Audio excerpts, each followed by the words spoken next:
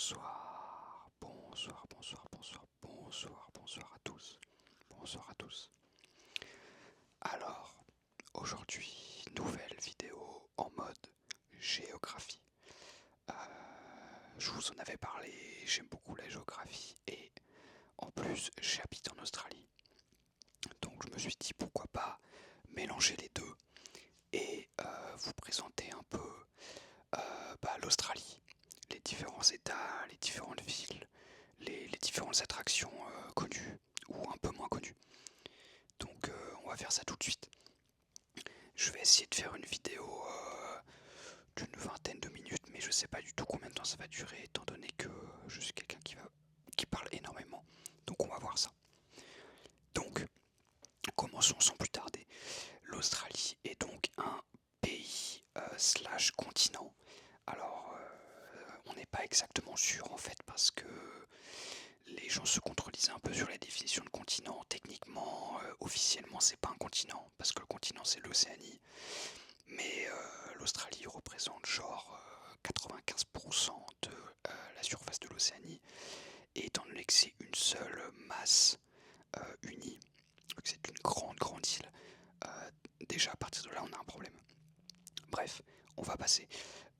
Donc je suis sur Google Maps et on va un peu voir à quoi ça ressemble.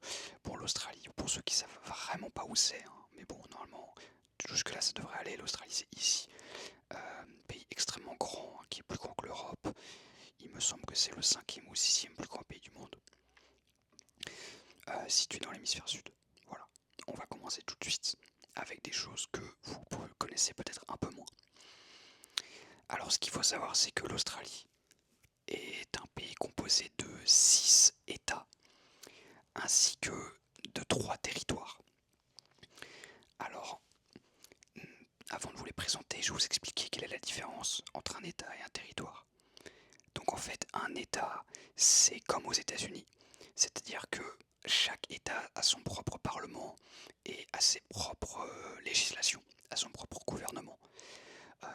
Pour vous donner un exemple très très rapide, dans l'État de Victoria, pendant le tout premier mois qui a suivi la guerre en Iran, pour faire pallier au prix du pétrole qui était en hausse, les transports en commun ont été gratuits pendant un mois.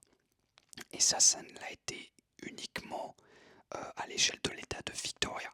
C'est-à-dire que dans n'importe quel autre État d'Australie, c'était pas le cas. Donc voici un exemple qui me vient en tête parce que c'était assez récent, qui explique un peu la différence entre État et territoire. Les territoires, qui sont au nombre de 3, eux sont tous régis par le même parlement, c'est-à-dire qu'ils subissent tous les mêmes règles en fait. Ils sont tous soumis aux mêmes règles. Donc comme nous on a en France, en fait chaque région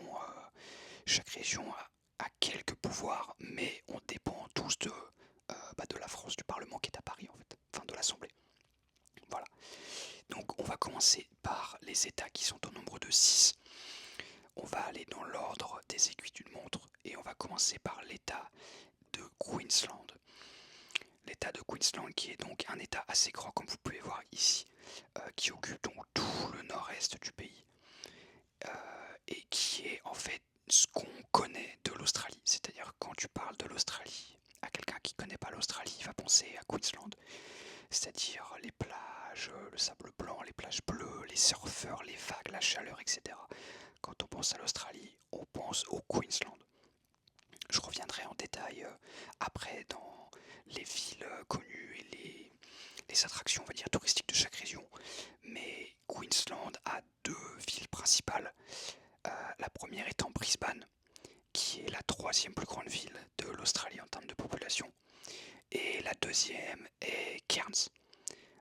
Cairns, qui est aussi une assez grande ville. Bon, officiellement la deuxième c'est Gold Coast, mais c'est tellement à côté de Brisbane que je vais mettre ça dans le même panier. Et je vous parlais de Cairns, qui est une ville au nord, qui est très connue notamment pour sa proximité avec la barrière de corail. Si vous voulez, je passe en mode satellite. Vous voyez que la barrière de corail, elle est comme ça tout le long. Et donc Cairns, c'est vraiment juste à côté. Voilà. Je vais rester en vue satellite pour le moment.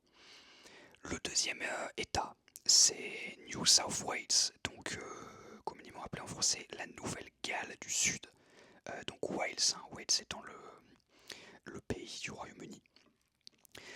New South Wales qui est du coup là où se trouve la plus grande ville d'Australie, qui est Sydney. Alors il y a débat entre Sydney et Melbourne, on ne sait jamais quelle ville est la plus grande. Il me semble que cette année, en 2025, c'est toujours Sydney, mais entre Sydney et Melbourne, ça fait que changer, on va dire. Donc voilà, New South Wales qui a vraiment qu'une ville qui est très proéminente, hein, c'est Sydney et toute sa banlieue. New South Wales qui a un climat un peu plus tempéré, plus proche de ce qu'on pourrait connaître nous en Europe, en tout cas en France.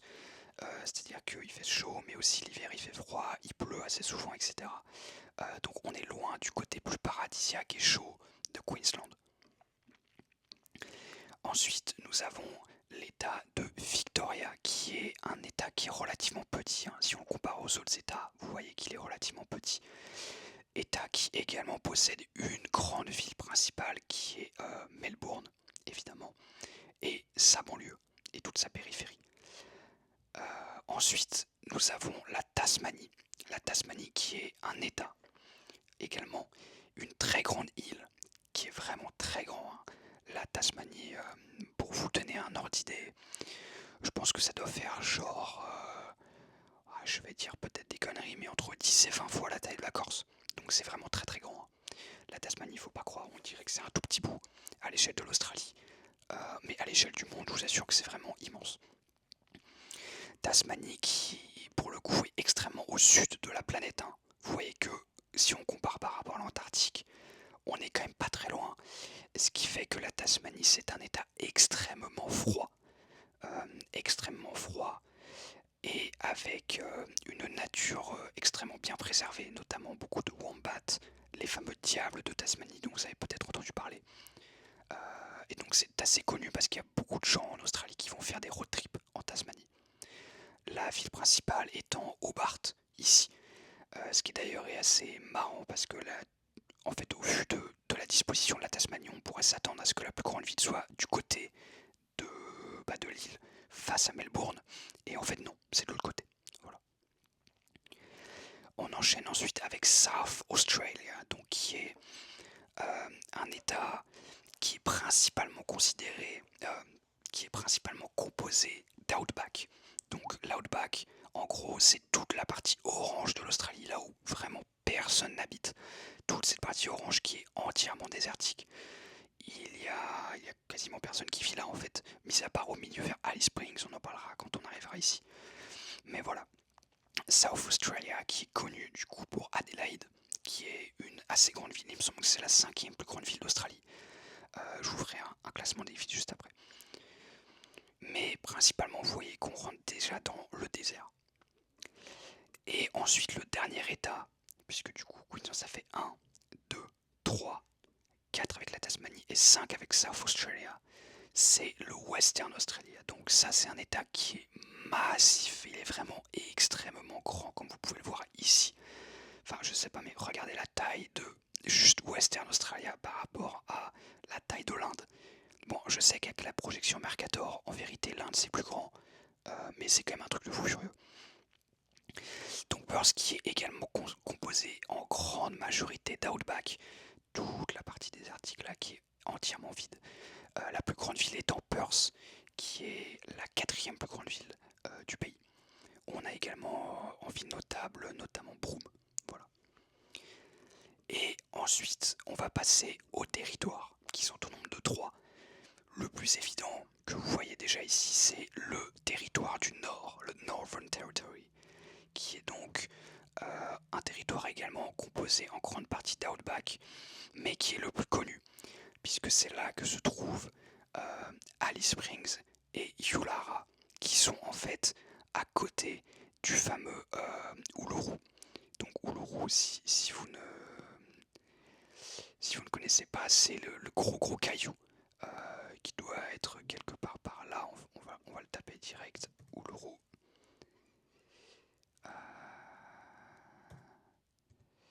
Uluru comme ça. Voilà, il est là, le gros caillou. Le fameux gros caillou très connu d'Australie. Il se situe dans ce territoire-là. On a également la ville de Darwin, qui est une ville assez grande, qui est ici.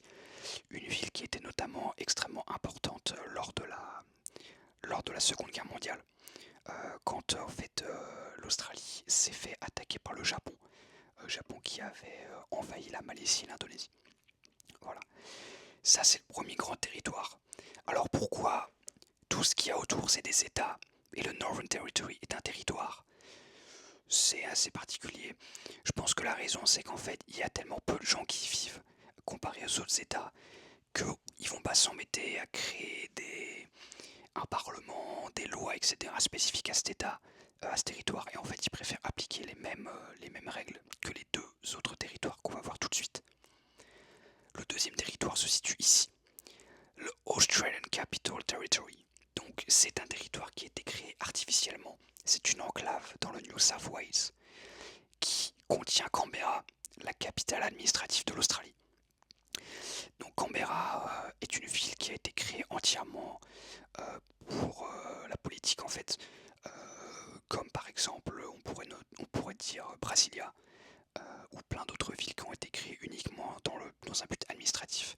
Enfin vous voyez déjà que en termes d'architecture et d'aménagement urbain, alors pas d'architecture mais en termes d'aménagement urbain, ça se voit que ça a été une ville qui a été créée. Vous voyez, tout est bien organisé, bien centralisé autour du Parlement. Tout a été fait, artificiellement en fait. Voilà. Donc Canberra qui est donc dans cet état-là, l'état de la capitale australienne. Alors je sais pas pourquoi ils ont un territoire particulier, j'avoue que j'en sais rien. Et alors, un autre état qui est encore plus bizarre, j'arrête pas de dire état mais je veux dire territoire, un territoire qui est encore plus bizarre, c'est ce territoire-là. Regardez. Voilà. Jervis Bay Territory. Alors, c'est un petit bout, une sorte de petite presqu'île qui est rattachée au New South Wales, mais qui fait partie d'un territoire mis à part, avec notamment un aéroport, ainsi que un tout petit port qui est ici. Alors, pourquoi est-ce que ce truc est un territoire à part entière? J'ai fait quelques recherches avant la vidéo, et apparemment, de ce que j'ai compris, en fait, c'est un territoire qui est rattaché à Canberra, ce qui fait que du coup, ce territoire-là a les mêmes législations que Canberra, et c'est un port. Donc en fait, ils ont créé ce territoire également artificiellement pour permettre à Canberra d'avoir un accès à la mer. Alors j'ai pas fait plus de recherches à ce niveau-là, on va pas se mentir. Donc je vais m'arrêter là pour les explications. Mais voici un peu une brève présentation donc des six États ainsi que des 3 territoires. Alors en vérité j'ai un peu menti, il existe d'autres territoires australiens, mais ce ne sont pas des territoires dans la métropole. Si on considère ça, ça pourrait être des départements d'outre-mer. Je ne vais pas aller totalement dans les détails, mais on a notamment Cocos, les îles Keeling ici, les îles Christmas ici, qui sont aussi gouvernées par l'Australie. Vous voyez que, pour le coup, il y a vraiment un aéroport et 3 pélos. Donc ça fait partie de l'Australie. En tout cas, en termes de juridiquement, c'est gouverné par l'Australie. On a également d'autres îles comme les îles Norfolk, ici, qui est une toute petite île également. Il y a 2 îles en fait. Là, il n'y a rien du tout. Et là, on a également un aéroport et quelques villes. Mais je ne vais pas aller en détail là-dedans, parce qu'on va vraiment se concentrer sur l'Australie en elle-même. Donc, voilà pour la présentation rapide, qui a quand même duré plus de 10 minutes. Maintenant, on va passer en détail sur chaque état un par un et voir un peu les grandes villes ainsi que les grandes attractions touristiques de chaque état. On va commencer donc tout de suite par l'état du Queensland. Alors, comme je vous l'ai dit, la plus grande ville de Queensland, c'est Brisbane. Brisbane qui est donc la 3e plus grande ville d'Australie. Donc pour faire un classement, on a Sydney, Melbourne, ça se tape tous les ans, c'est l'un ou l'autre, suivi de Brisbane, suivi ensuite de Perth, puis Adelaide. ensuite il me semble que c'est Hobart en Tasmanie. Et après c'est Canberra, il me semble. Hobart et Canberra, je suis pas sûr. Donc Brisbane qui est une très grande ville, comme vous pouvez le voir ici, extrêmement étendue. Qui est donc une ville qui est traversée d'une rivière qui est assez connue, puisqu'en fait c'est une rivière marron. Voilà, la Brisbane River, vous pouvez la voir ici. C'est une rivière qui est tout simplement de couleur marron. Alors c'est lié en fait au sol qu'il y a sous la rivière. Mais oui, comme vous pouvez le voir, la rivière est totalement marron. C'est assez marrant. Euh, Brisbane, c'est une ville qui est... Alors pour y avoir été, maintenant je vais vous parler un peu de mon avis. Je vais rester factuel, mais je vais aussi vous parler de mon avis. Une ville qui est assez sympa, extrêmement chill. C'est pas une grosse ville extrêmement dynamique en termes de travail comme pourrait l'être Sydney. Et c'est pas non plus une ville extrêmement dynamique en termes de culture, d'événements et d'art comme pourrait l'être Melbourne. C'est une bonne troisième, je dirais, qui... Franchement, c'est assez sympa en termes de visite. Il y a vraiment quasiment rien à visiter. J'y suis resté quelques jours. Il n'y a pas grand chose à visiter en vérité à Brisbane. On a le pont qui est là. On a, je sais qu'on a un point de vue. Alors je ne pourrais plus vous dire comment il s'appelle. Peut-être que c'est celui-là. Ouais, celui-là, il me semble que j'avais été là. Voilà, ouais, je me rappelle d'ici. Donc voilà un peu le mont Kouta qui vous donne une vue sur la skyline de la ville de Brisbane, qui est assez sympa quand même. Mais en soi, il n'y a pas extrêmement beaucoup de choses à faire. Il faut quand même noter que Brisbane va accueillir les prochains Jeux Olympiques. Donc après les JO de Los Angeles, qui seront, il me semble, en 2028. Ouais, parce que c'était Paris 2024. Les prochains JO seront à Brisbane. Voilà, donc on pourra le noter. Ensuite, non loin de Brisbane, nous avons Gold Coast. Alors Gold Coast qui est la ville en mode paradis des surfeurs, la ville extrêmement connue, je vous montre les photos, voilà, avec la skyline vraiment au bord de la plage. Au bord de la plage, extrêmement touristique, notamment pour les surfeurs. Il y a beaucoup de gens qui vivent à Brisbane qui y vont pour le surf. Des bâtiments très sympas. En termes de gens qui vivent à Gold Coast, on va dire que c'est essentiellement des riches ou des retraités. Voilà.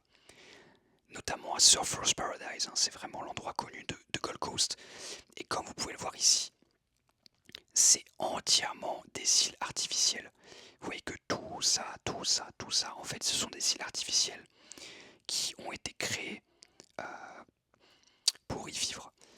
Et en fait, ici, alors ça, je me rappelle de cet endroit, je l'avais visité. Ça, c'est le Paradise Point, qui est un endroit qui s'accède uniquement par un pont, avec un garde à cette entrée. Et vous voyez que si j'essaye de prendre le Street View s'arrête ici, et on ne peut pas aller dedans. Et ici, c'est vraiment le Beverly Hills d'Australie. Vous pouvez voir les baraques de fous.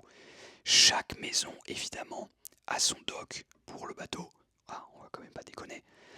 Et les gens, bah voilà, sont complètement blindés et vivent ici et ont une vie de fou. Brisbane, pour y avoir été Gold Coast, pour y avoir été personnellement, je n'aime pas vraiment cette ville. En fait, c'est extrêmement américain dans le sens où il n'y a rien à faire, mis à part dépenser de l'argent et montrer qu'on a de l'argent à dépenser, il n'y a rien à faire. Donc moi, j'ai pas vraiment aimé. En revanche, une ville que j'ai beaucoup aimée, on va aller beaucoup plus au nord, c'est Cairns. Hop, hop, hop. Cairns qui se trouve ici. Donc Cairns, comme vous pouvez le voir, qui est juste à côté de la barrière de corail, qui est une ville extrêmement chill. Il fait vraiment bon vivre. C'est vraiment en mode vacances. On est vraiment en mode vacances. On a le lagoon ici, ainsi que l'esplanade. Je peux vous montrer un peu à quoi ça ressemble. Donc on a une esplanade avec un lagon artificiel et on peut marcher le long tout le long ici. Et on a une vue magnifique sur des montagnes autour. C'est vraiment super beau.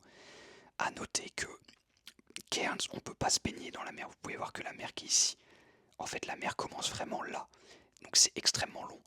L'esplanade de Cairns, je peux vous montrer quelques photos. Voilà un peu à quoi ça ressemble. Donc, extrêmement sympa. Avec des montagnes tout autour. C'est vraiment super chill. Beaucoup de gens y viennent, notamment des Français qui vont faire du backpacking, s'installent à Cairns. Parce que c'est assez facile de trouver du travail là-bas et c'est extrêmement chill. Autour de Cairns, les endroits touristiques notables, évidemment la barrière de corail. Et également à côté de Port Douglas, qui est donc au nord ici, nous avons le parc national de Daintree, qui est donc en fait Daintree une forêt tropicale qui est 3 fois plus vieille que l'Amazone. Donc c'est une forêt tropicale qui est extrêmement vieille, euh, qui date de plusieurs millions d'années. Hein. Ces arbres, ils ont vu des dinosaures notamment, extrêmement prisés aussi des touristes. Mais également, il faut savoir que cette forêt, je vous montre quelques photos sur le côté, hein. Cette forêt a inspiré James Cameron pour la création de la planète Pandora, pour Avatar. Voilà. Donc c'est extrêmement sympa. Ça se fait en une journée. Hein. Il y a des gens qui y vont uniquement pour une journée. La fameuse Daintree Rainforest qui est ici. Et Cap Tribulation qui est aussi extrêmement connu puisqu'en fait c'est un lieu où on voit vraiment la forêt tropicale se jeter directement dans la mer. Voilà.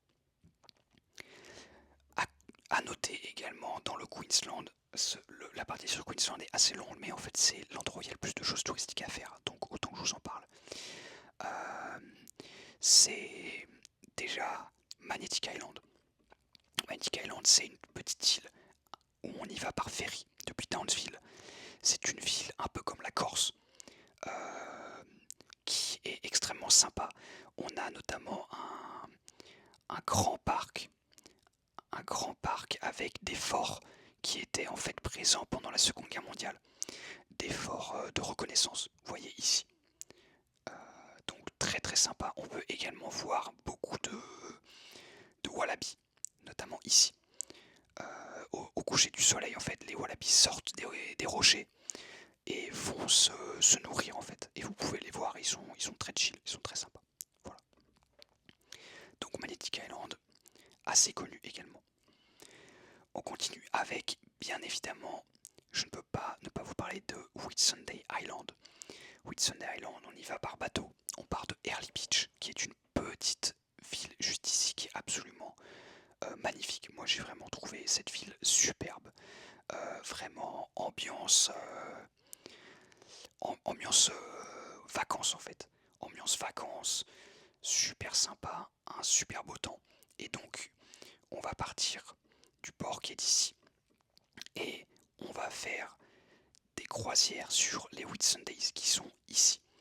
Et donc les Whitsundays sont connus notamment pour Whitehaven Beach, la fameuse plage que vous devez peut-être connaître, où notamment Pirates des Caraïbes 2 a été tourné. Une plage de sable blanc avec de l'eau bleue, mais c'est le plus bleu que vous pouvez voir. C'est vraiment magnifique. C'est vraiment magnifique, c'est la plus belle plage où j'étais de ma vie. Et donc c'est un endroit touristique évidemment extrêmement connu. Voilà. Et c'est pas encore fini. Si on continue de descendre, on va arriver à Kagari, aussi connu sous le nom de Fraser Island, qui est donc une île entièrement recouverte de sable. On y passe par ferry. En fait, on dort à Rainbow Beach et on peut prendre le ferry pour aller sur Fraser Island. Et donc ce que font les gens sur Fraser Island, c'est qu'ils vont louer des 4x4 et faire le tour de l'île. Et en fait, ce sont des... Je sais pas si je pourrais vous trouver des photos. Alors ça, c'est une station de d'épuration, c'est pas top. Beach Camping Zone. Voilà, ça ressemble à ça. Excellent. On loue des voitures comme ça et on fait le tour de l'île en voiture. C'est extrêmement beau, extrêmement dangereux aussi. Voilà, ça ressemble à ça. Extrêmement dangereux parce qu'il y a beaucoup de dingos sur cette île qui sont complètement fous. vraiment, ils ont envie de vous grailler. Voilà. Donc ça, c'est aussi extrêmement connu. Et nous redescendons vers Brisbane et Gold Coast. Donc voilà un peu pour la partie Queensland. Comme vous pouvez le voir, il y a énormément de choses à faire. C'est extrêmement touristique comme ville. Et c'est vraiment ce à quoi on pense. Je pense qu'en voyant les images, c'est ce à quoi vous pensez quand on parle de l'Australie. Voilà. Je me rends compte que ça fait quasiment 25 minutes, la vidéo va être extrêmement longue. Ne m'en voulez pas. Je vous avais prévenu. New South Wales. Bon, on va pas se mentir, évidemment, c'est Sydney. Sydney, plus grande ville d'Australie. Sydney extrêmement connue. Nous avons évidemment la ville en elle-même, avec du coup les quais circulaires qui sont ici. Non, pardon, je me trompais, les quais circulaires qui sont ici. Avec évidemment l'Opéra de Sydney, que tout le monde connaît. Le pont Harbour Bridge, qui se trouve ici, hop. Voilà, donc le fameux pont de Sydney. Le centre-ville de Sydney, le CBD qui est là, extrêmement grand. La cathédrale de Sainte-Marie également. Le Queen Victoria Building est quand même assez connu également.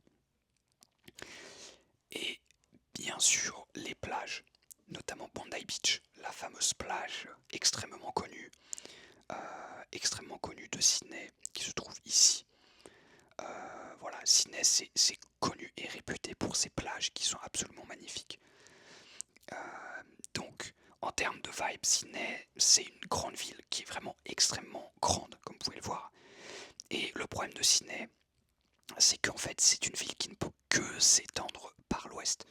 Vous voyez qu'en haut, on a des parcs nationaux, le parc de Karigal, le parc de Ku-ring-gai, le parc de la vallée de Beora. Donc on ne peut pas s'étendre plus que ça. Bon, évidemment à l'est il y a la mer, donc on peut pas vraiment faire grand chose. Et au sud, on a également le parc national royal. Ce qui fait qu'en fait, tout l'étalement urbain de Sydney se fait vers l'ouest, comme vous pouvez le voir par là. Sauf qu'on arrive au parc des Blue Mountains. Blue Mountains qui est également un spot touristique extrêmement connu pour faire des randonnées qui est juste absolument magnifique. Voilà, je vous montre quelques photos. Absolument magnifique. Donc Sydney c'est une ville extrêmement grande qui ne s'étend que vers l'ouest. Ce qui pour moi prouve que Melbourne va surpasser Sydney. Puisqu'on va le voir après, mais Melbourne peut s'étendre dans toutes les directions. Et qui est une ville qui est extrêmement adulte. C'est très très corpo. La moyenne d'âge c'est 30 ans je dirais. Les gens sont corpo en fait. C'est-à-dire que c'est travail, famille, patrie quoi si vous voulez quoi. Bon on n'en est pas là mais quasiment. Il n'y a pas beaucoup de jeunes, il n'y a pas beaucoup d'étudiants à Sydney. C'est principalement vraiment des adultes qui vont à Sydney pour travailler. Sydney c'est aussi une ville qui est extrêmement ségrégée je trouve. Contrairement à d'autres villes d'Australie. Parce qu'en fait la ville est extrêmement grande et les gens restent dans leur coin on va dire. C'est-à-dire que les Chinois vont rester dans le quartier chinois, les corpos vont rester dans le quartier corpo, les vieux vont rester dans le quartier des vieux, les indiens vont rester dans le quartier indien, qui est plus par là d'ailleurs. Enfin voilà. Donc c'est une ville qui est très sympa, notamment l'été, avec les plages. Ce côté-là est juste sublime. Mais il n'y a pas une vraie vibe et une vraie culture, on va dire, dans la ville de Sydney. Évidemment, je me rappelais que tout ça n'est que mon avis. Voilà pour ça. Ensuite, la Tasmanie, je vous en ai déjà parlé, je pense qu'on va pas revenir dessus. Les gens, ils vont m'en faire des road trips. La grande ville, du coup, c'est Hobart, qui se trouve ici. Je vous montre quand même. Hobart, qui est une ville de vieux, hein, on va pas se mentir. Mis à part des gens qui y vont qui arrivent ici et qui font un road trip après, les seuls gens qui vivent à Hobart, c'est des vieux. Voilà.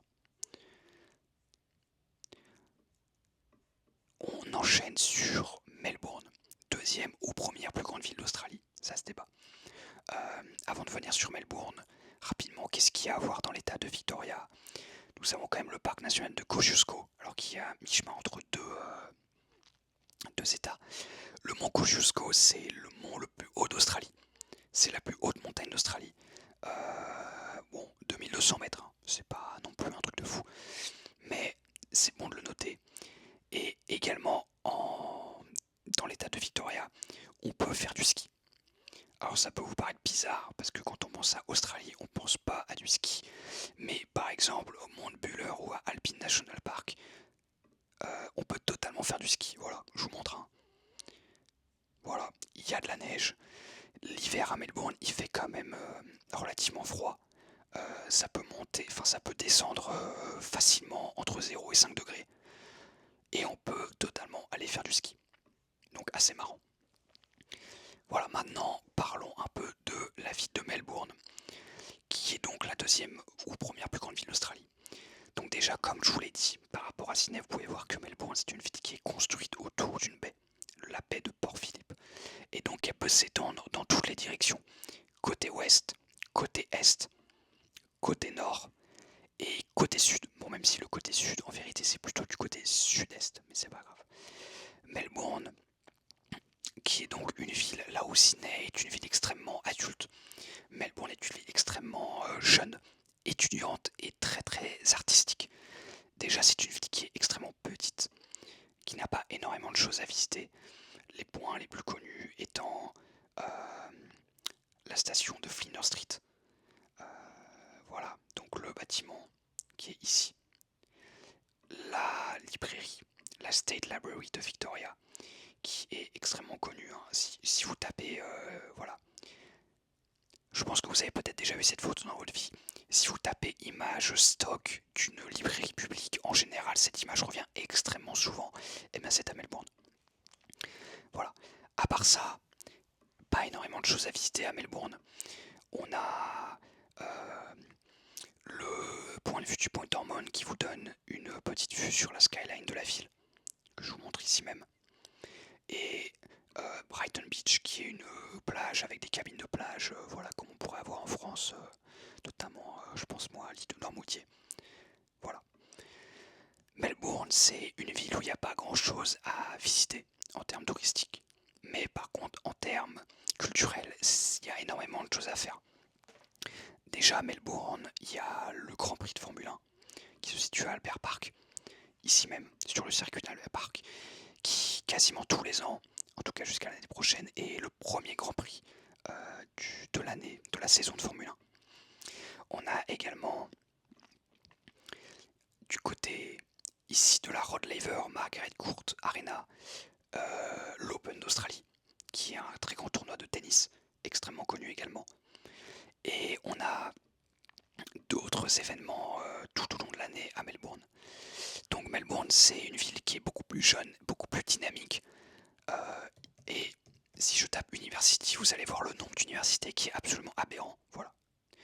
Ça, c'est le centre-ville. Voici le nombre d'universités rien que dans le centre-ville de Melbourne. En fait, en général, les Australiens vont faire leurs études à Melbourne et ensuite aller chercher du travail à Sydney. Donc Melbourne, c'est une ville qui est beaucoup plus jeune et donc beaucoup plus mixte, beaucoup plus mélangée, également très artistique. Si vous voulez, c'est un peu le Marais de Paris, mais une ville entière. Une ville entière, c'est le Marais.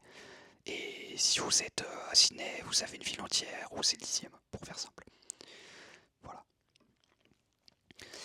Également dans l'état de Victoria, quelque chose d'autre qui est extrêmement connu, c'est la Great Ocean Road. Alors la Great Ocean Road, en fait, c'est une route qui va faire tout le long comme ça et qui va remonter jusque là, qui va aller jusqu'à ici. Donc ça, c'est un road trip que les gens font également. On a notamment les 12 Apostles, qui est aussi un endroit extrêmement connu. Alors je sais plus exactement où est-ce qu'il est. Je vais le taper. 12 Apostles Victoria. Voilà. Donc qui est en gros... ouais, bon, en gros, c'est Etretat, quoi. On va pas se mentir. Voilà. Qui est un endroit assez connu. Et où les gens font également un road trip depuis Melbourne. Et en fait, toute la route, comme ça, le long, c'est extrêmement sympa. Ok. On passe maintenant au South Australia. Alors South Australia, il n'y a pas énormément de choses à voir en vérité. La plupart c'est de l'outback. Mais la ville principale à noter, comme je vous ai dit, c'est Adelaide, qui est une ville... oui, c'est marrant, hein. C'est extrêmement drôle. En fait, c'est un carré recouvert de champs. C'est c'est assez spécial. Mais Adélaïde, c'est une ville très chill, notamment pour les familles. Il y a beaucoup de familles, également beaucoup de vieux qui vivent ici, et beaucoup d'écoles. Si on continue mon raisonnement de aller travailler à Sydney et faire ses études à Melbourne, on pourrait faire son lycée à Adélaïde. Notamment là, on a énormément d'universités d'écoles à Adélaïde. Le centre-ville, il n'y a pas grand-chose à faire. On a une rue, en fait, principalement, à Adélaïde. Mais à part ça, c'est chill. Mais il n'y a pas énormément de choses à faire, quoi. Dans l'état de South Australia, on a Kangaroo Island qui peut se visiter. Euh, mais il n'y a rien de vraiment notable, on va dire. Ensuite, on passe au Western Australia qui est extrêmement grand. C'est là où vraiment on a les plus belles plages. Les plus belles plages d'Australie se trouvent dans le Western Australia. La grande ville principale, c'est Perth, qui est du coup la quatrième plus grande ville du pays. Perth, qui est une assez grande ville avec pas énormément de personnalité, on va pas se mentir. C'est juste une autre grande ville, voilà, avec une skyline qui est quand même assez sympa, relativement petite, mais assez sympa, et qui est au bord de ce... C'est pas vraiment un lac, c'est une rivière qui va se jeter dans la mer en fait. Perth qui est, il est bon de le noter, la grande ville la plus isolée du monde. Si vous faites un rayon de 10 000 km autour de Perth, il n'y a rien du tout. Adélaïde est très loin, à l'est. Au sud, il n'y a rien, littéralement. À l'ouest, il n'y a rien non plus. Et au nord, on aurait Surabaya et Jakarta, mais c'est quand même extrêmement loin. Voilà pour ça. Donc les endroits connus au Western Australien, on a évidemment le Pink Lake. Le Pink Lake, qui est donc un lac rose, comme vous pouvez le voir ici, qui se trouve en dessous du coup de... Non, au-dessus, au mi-chemin entre Perth et Broome en fait, qui se trouve ici, qui est du coup littéralement un lac rose, tout simplement, voilà. Donc ça c'est assez connu. Et également on a les plages autour de la ville de Broome, donc la ville de Broome qui est ici.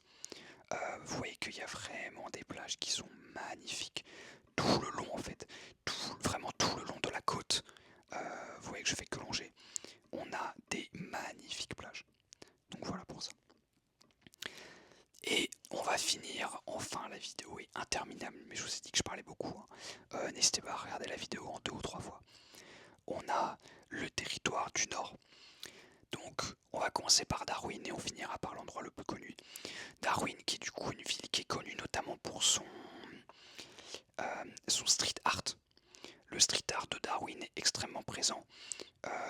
Je ne sais pas si je pourrais en voir dans les photos ici. On a un lagon aussi, une esplanade qui est voilà, qui ressemble un peu à ça, qui est assez sympa. Non, malheureusement, il n'y a pas de photo. Mais le street art de Darwin est assez connu. On en a vraiment partout. Partout où vous vous baladez dans la ville de Darwin, vous allez trouver des fresques et des peintures sur énormément de bâtiments. Donc voilà pour la ville de Darwin. Et on va aller directement, ce qui nous intéresse, la ville de Alice Springs. Alors Alice Springs, c'est la ville la plus dangereuse d'Australie. C'est une ville où il ne faut pas sortir la nuit. C'est une ville où les gens sont fous. Et c'est réel. Pourquoi? En fait, les aborigènes ont toujours vécu à Alice Springs. Et il y a eu une prohibition d'alcool pendant de nombreuses années parce que les Blancs ont décrété que les aborigènes étaient complètement fous à cause de l'alcool. Le fait est que bannir l'alcool, ça les a rendus encore plus timbrés. Parce qu'en fait, ils commençaient à sniffer des trucs de malade, genre brûler des pneus et tout, des trucs chimiques, enfin bref. Alors évidemment, vous allez vous demander mais pourquoi des aborigènes sont accros à l'alcool et aux produits chimiques. Je ne vais pas vous faire un dessin sur qui les a introduits à ça. Enfin bref, on va pas parler de ça ici. Et donc, ils ont réintroduit l'alcool après une prohibition, mais les dégâts étaient déjà faits, et du coup, c'est une ville qui est extrêmement dangereuse. Voilà, c'est une ville où les gens restent uniquement parce qu'on n'est pas très loin des parcs nationaux, et notamment du Gros Caillou. Par contre, si vous avez de l'argent, vous pouvez rester à Yulara. Yulara, qui est une toute petite ville, qui est uniquement un resort, comme vous pouvez le voir ici, avec énormément de panneaux solaires, que vous pouvez voir là et là. Et là, ouais, là on est bien quoi. Là on est bien, on est tranquille, dans le resort, pépère, on fait son camping tranquille. Et donc, à côté de Yulara, pas très loin, on a évidemment le parc de Uluru Katajuta, donc le fameux gros caillou, hein, qui d'ailleurs pendant des années s'est appelé Ayers Rock, mais ça fait un moment que le gouvernement australien a décidé de renommer tous les endroits connus, notamment Fraser Island, etc., en leur redonnant leur nom aborigène, puisque évidemment Ayers Rock ça a été nommé par des Anglais, enfin Australiens anglais, alors que le vrai nom c'est Uluru Katajuta.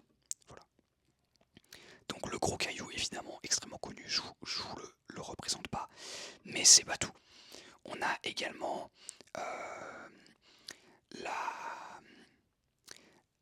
le Kings Canyon.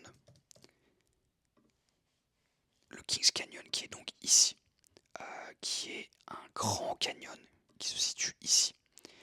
Et en gros, alors attendez, je vais essayer de vous trouver une belle vue du canyon.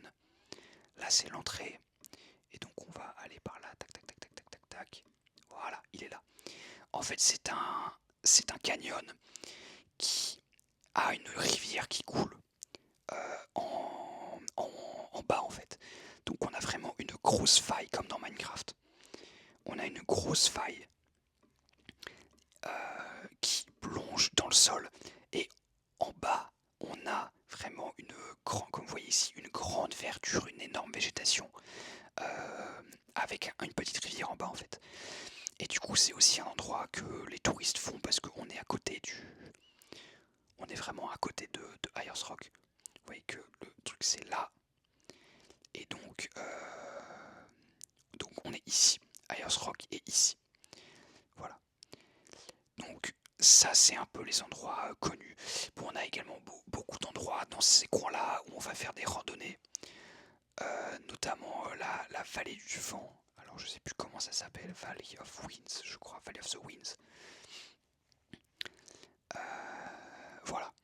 Qui se situe ici. Donc vous voyez que le gros caillou est là. On a ça qui est là. Donc c'est pareil, c'est une genre de vallée où on peut faire du hiking quoi, donc de la randonnée tout simplement. Voilà. Et on a fait le tour. Waouh, c'était méga long. J'espère que ça vous a quand même intéressé. Voilà, je sais pas du tout si vous avez trouvé ça intéressant ou si vous avez trouvé ça chiant. Si vous avez trouvé ça chiant, ça veut dire que vous êtes endormi. Donc finalement, ma mission a été remplie. J'espère que vous avez quand même pu apprendre quelques trucs sur l'Australie. Voilà, si vous avez envie de planifier un voyage ou ce genre de choses, c'est toujours intéressant. N'hésitez pas à me dire si ce genre de vidéo géographie ça vous intéresse ou pas.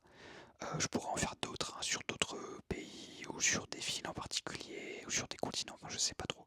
N'hésitez pas à me le dire. Et moi je vous donne rendez-vous à vendredi pour une vidéo gaming. Merci à tous, merci, merci.